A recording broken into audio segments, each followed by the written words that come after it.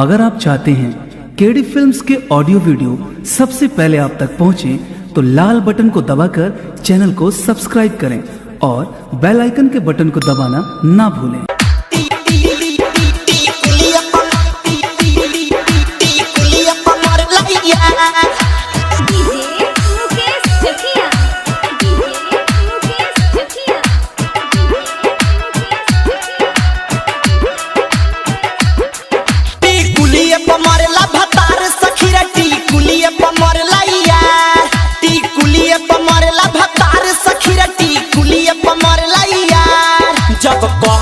हम सिंगार सखी जब कहरी हम सिंगार सखी जब कहरी हम सिंगार सखी बड़ा कहरे लो सब प्यार सखी हमरा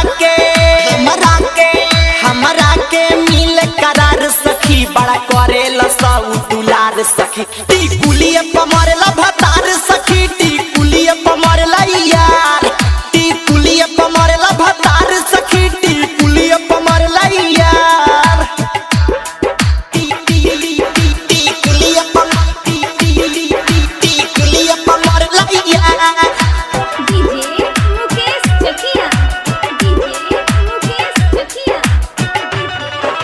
महादेव रिकॉर्डिंग स्टूडियो सिवान। नैहर में आई तैयारी करेला ससुरा में जाई तो भतार करेला नैहर में आई तैयारी करेला ससुरा में जाई भतार करेला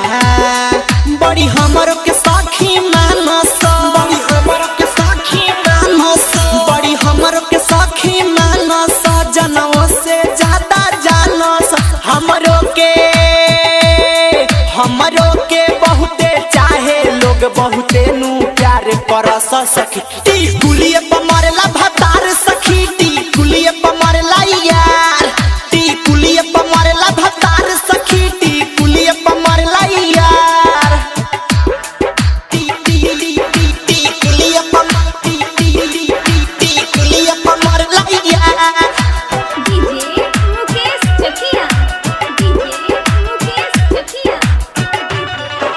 महादेव रिकॉर्डिंग स्टूडियो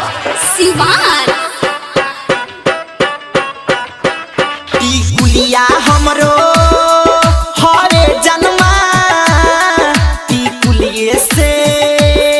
चमके ललीलार टिकुलिया हमरो हरे जन्मा टिकुलिए से शोभे ललीलार मुना बिपिन हमरा के माने मुना बिपिन हमरा के माने मुना बिपिन हमरा के माने ले परनव से ज्यादा जाने ले देवरा मुँह के सवा